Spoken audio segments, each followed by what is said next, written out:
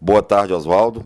Primeiramente, eu gostaria de agradecer a oportunidade de tratarmos desse assunto de tão grande relevância para a população e aproveitar e cumprimentar a todos os ouvintes da Rádio Raízes FM. Pois bem, a reforma da Previdência é um conjunto de propostas apresentadas pelo governo que tem por objetivo modificar as regras previdenciárias. Essas modificações estão sendo propostas através de uma proposta de emenda constitucional de número 287, que vem trazendo profundas mudanças nos direitos dos trabalhadores. Qual a justificativa da reforma previdenciária, Oswaldo? Pois bem, o governo, ao apresentar essa reforma previdenciária, essa proposta de emenda constitucional, vem trazendo como justificativa, primeiro, o envelhecimento da população. Porque que atualmente, a cada 8,5 pessoas trabalhadores da ativa, bancam um inativo, um aposentado. Em 2060, com o envelhecimento da população, nós teremos apenas 2,5 trabalhadores da ativa para bancar um inativo. Além disso, o governo também justifica o déficit previdenciário, que, segundo eles, está no patamar de 180 bilhões de reais por ano, e também o equilíbrio financeiro e atuarial do sistema previdenciário, que, segundo eles, estaria comprometido se caso não seja aprovada essa reforma. Oswaldo, e de fato, existe déficit na Previdência? Não. O governo, na verdade, vem maquiando alguns números, omitindo vários fatores que pode levar a crer que existe um déficit previdenciário, mas, na verdade, ele não existe. Esse déficit previdenciário, na verdade, quando o governo vai falar sobre esse déficit previdenciário, ele inclui nesse cálculo algumas verbas que não deveriam estar incluídas, como, por exemplo, a questão da renúncia fiscal, onde que o governo deixa de cobrar daqueles grandes devedores, né, os valores devidos à Previdência, o que gera esse suposto déficit. E, além disso, o governo não leva em consideração todas as contribuições sociais, o que vem gerando, na verdade, uma omissão de números e que vem parecer que existe um déficit, mas, na verdade, não existe. E quais são as principais mudanças propostas pela PEC da reforma previdenciária? Na verdade, são várias as modificações, né?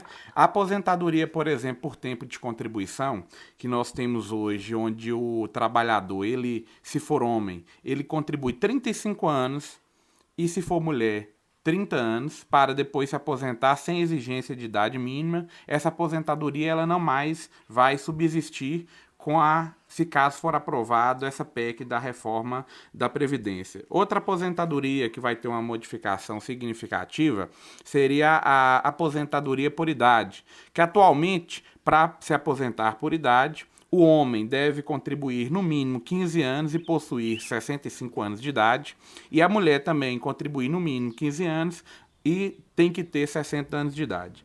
Se a PEC for aprovada, o homem continua tendo que ter a idade de 65 anos, mas a mulher vai ser elevada a idade dela para 62 anos. Além disso, o tempo mínimo de contribuição vai ter que ser 25 anos.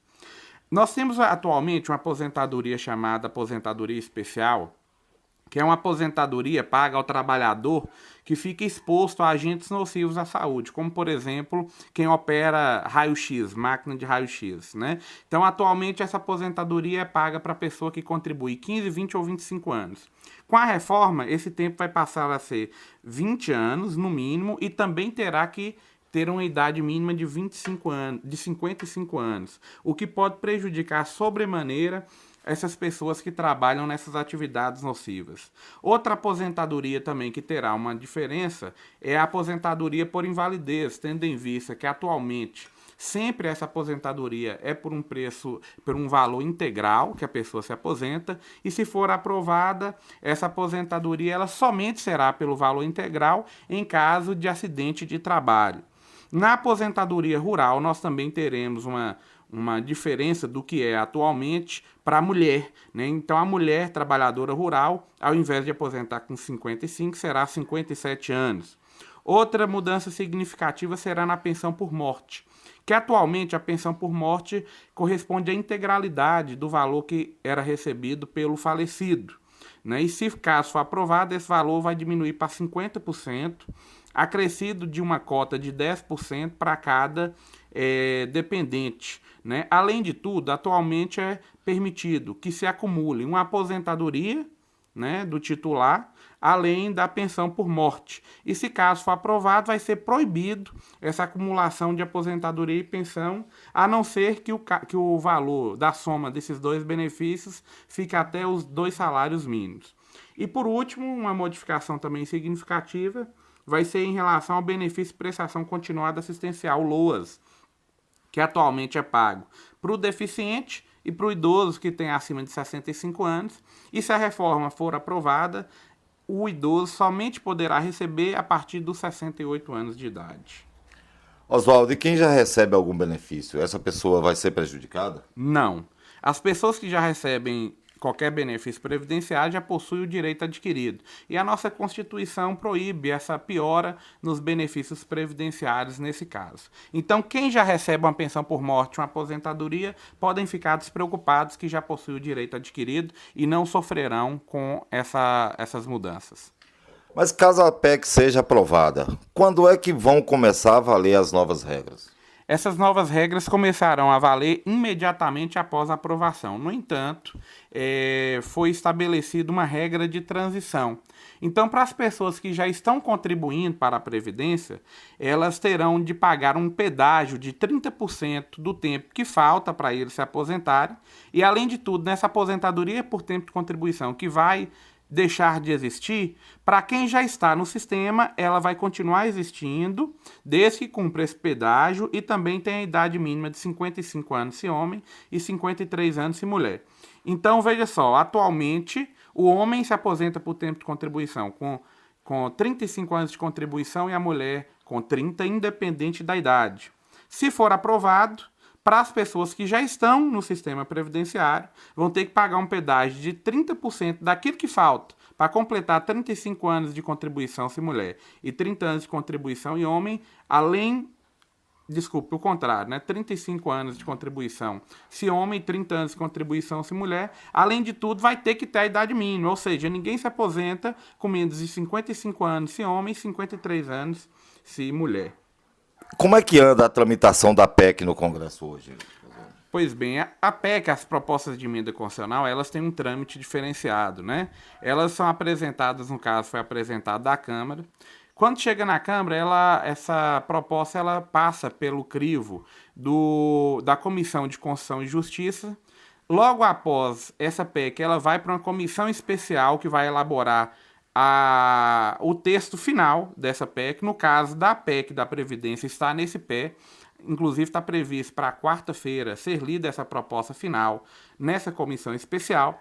Depois de aprovado esse texto final pela comissão especial, passa para o plenário votar nessa proposta, que tem que ter 3/5 dos votos, né? Se caso for aprovado, segue para o Senado, né? Com a aprovação do Senado seguindo a mesma tramitação, né? Comissão de Constituição e Justiça e plenário, volta para a Câmara para ser promulgado, para entrar em vigor. Caso ela seja aprovada, quando é que vão começar a valer as novas regras? Nesse caso, começa a valer imediatamente, né? Após a aprovação. E qual é a melhor forma para a gente poder pressionar para que a PEC não seja aprovada? Primeiramente, nós temos que ir para as ruas, né? E Francisco Sá tem tido uma posição de vanguarda no norte de Minas em relação a essas lutas, porque quem tem observado que a população, principalmente as pessoas mais jovens, com a direção aí dos professores, tem ido para as ruas, e nós temos que continuar lutando pelos nossos direitos, indo para as ruas, protestando. Mas eu também tenho para mim, que seria muito inconveniente nós entrarmos em contato com os nossos deputados através de e-mail, através de correspondências, pedindo que não fosse aprovado, fazermos baixo-assinado. Na internet é muito comum, nós temos vários abaixo-assinados eletrônicos, né, que a gente pode estar contribuindo para pressionarmos o Congresso Nacional para que não aprove essa PEC. Tendo em vista que, na minha posição, essa PEC ela vem a prejudicar sobremaneira o trabalhador no Brasil. Nós vamos falar um pouquinho da reforma trabalhista. Quanto à reforma trabalhista, quais as mudanças estão sendo propostas?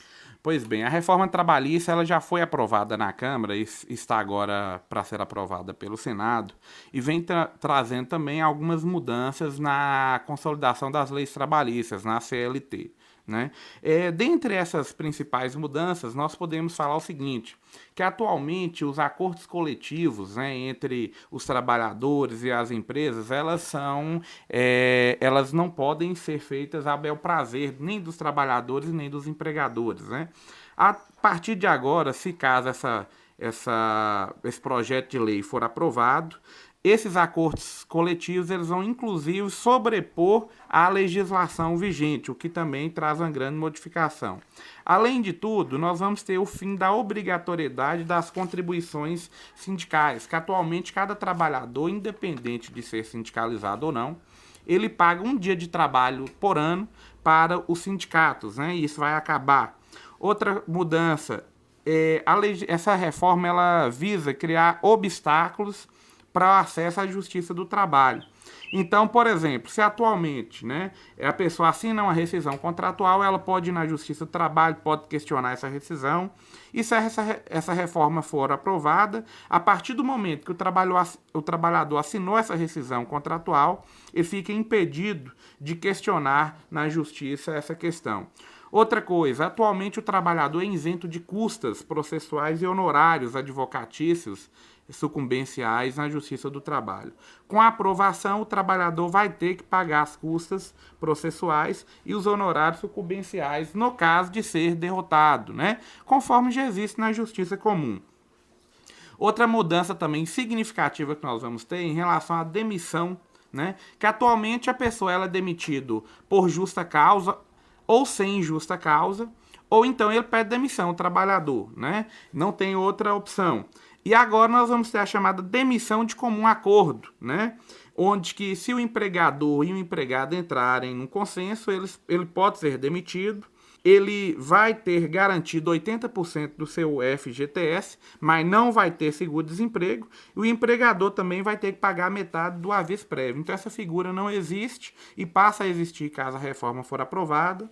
Nós também vamos ter uma mudança em relação às férias, que atualmente o trabalhador ele pode dividir as suas férias em no máximo 2 períodos. Se caso for aprovada a reforma, poderá ser em 3 vezes, né, em 3 períodos distintos. Outra mudança na jornada de trabalho, que atualmente o trabalhador, ele pode trabalhar até 8 horas por dia, com no máximo 2 horas extras, né, diárias. E se a proposta for aprovada, passa a ser no máximo 12 horas diárias, então aumenta. No entanto, desde que tenham um período de descanso de 36 horas. Né? A jornada máxima semanal, que era 44, passará a ser 48, mas o máximo de horas mensais, que atualmente é 220, vai continuar 220 horas mensais. Outra modificação no intervalo dentro da jornada, que atualmente é de no mínimo 1 hora, passa a ser de no mínimo 30 minutos. Em relação ao FGTS, 13º salário, seguro-desemprego, licença maternidade, nós não teremos nenhuma modificação. Em relação ao contrato de trabalho, né, passa a ser permitido que o trabalhador receba valor inferior ao salário mínimo em caso de trabalhar, né, de forma parcial até 30 horas semanais. E outra modificação também importante é que até então, nas rescisões do contrato de trabalho, precisava passar pelo sindicato ou pelo Ministério do Trabalho. E a partir de então, se for aprovada essa proposta, o trabalhador passará a fazer essa rescisão diretamente junto à empresa, né? E por fim, uma mudança também que vai ter atendendo aí a um fator novo que vem surgindo, que é o trabalho em casa, o home office, onde que o trabalhador ele pode trabalhar direto da sua casa sem precisar ir até a sede do empregador. Quais são as vantagens e as desvantagens dessa reforma na legislação trabalhista? Pois bem, os especialistas na área, aqueles que defendem a reforma, eles trazem como um fator positivo nessa modificação eles falam o seguinte, que a CLT, que é datada de 1940, ela seria modernizada para atender às condições atuais do mercado de trabalho, que de fato nesses últimos 70 anos foram feitas várias modificações nos contratos de trabalho, foram surgindo algumas mudanças, surgindo algumas questões que devem ser modernizadas. E essa modificação da CLT vem atender essa questão. Outra questão que é defendido como fator positivo nessa mudança da legislação trabalhista é que vai evitar a judicialização desnecessária de demandas trabalhistas. É sabido que atualmente nós temos a Justiça do Trabalho está cheia de processos, acabou ficando morosa, porque que tem muito processo desnecessário. Então qualquer coisa hoje é levada ao crivo da Justiça do Trabalho. Se caso for aprovado, vai se evitar muitas demandas desnecessárias junto à Justiça do Trabalho. Outra mudança que, segundo os especialistas, é positiva, é porque que vai prevalecer a vontade das partes, ou seja, os acordos coletivos. Então, a vontade do trabalhador e do empregador vai prevalecer sobre a lei. E, por fim, eles falam que, se caso essa proposta for aprovada, que vai diminuir o desemprego, tendo em vista essa flexibilização da legislação trabalhista, que acaba por fazer com que os empregadores eles contratem mais. Já a questão negativa, aqueles que não defendem essa reforma, fala que vai ter uma flexibilização dos direitos históricos do trabalhador, né, com a diminuição dos salários e do aumento da jornada de trabalho. Além de tudo, eles falam também que vai existir um enfraquecimento da Justiça do Trabalho e uma flexibilização das regras de saúde do trabalhador, o que pode prejudicar tanto a saúde física e mental, né, dos empregados, né? E além de tudo, que inclusive eu acredito ser de suma importância, né, para quem defende um ponto extremamente negativo dessa reforma, é que infelizmente o governo não trouxe essa discussão dessa reforma para a sociedade, né? E além de tudo enfraquece também os sindicatos, tendo em vista que esses valores que atualmente são repassados para os sindicatos, né, que acaba contribuindo para a defesa dos direitos dos seus sindicalizados, vai acabar o que enfraquece, né, essa luta sindical. E a tramitação desse projeto do Congresso, como é que ela anda? Já foi aprovado pela Câmara dos Deputados, atualmente está no Senado, aguardando aprovação pelo plenário. Se caso não tiver nenhuma modificação no Senado, volta para a Câmara para enviar para o presidente sancionar. Se caso houver alguma modificação no Senado, volta a uma nova apreciação junto à Câmara dos Deputados. Oswaldo, o microfone está aberto se você quiser fazer suas considerações finais. Novamente agradeço a oportunidade de trazer esse assunto de extrema relevância para o debate junto à sociedade. Eu agradeço aos ouvintes da Rádio Raiz e o que eu posso falar é que continuemos nessa luta para a defesa dos nossos direitos, porque que infelizmente nós sabemos que a corda sempre quebra para o lado do trabalhador, que é a parte mais fraca nas relações. Então nós temos que continuar trabalhando, temos que continuar lutando pelos nossos direitos, porque já foi muito sangue derramado para nós conquistarmos o que nós temos hoje. Então não vamos deixar, né, que os nossos direitos sejam tolhidos e apenas ficamos olhando. Vamos para a rua, vamos lutar pelos nossos direitos, né? Vamos levantar essa bandeira, que tenho certeza absoluta que se nós levantarmos essa bandeira e irmos para a luta, que nós temos chance dessas mudanças não serem aprovadas e mantermos esses direitos históricos. Muito obrigado.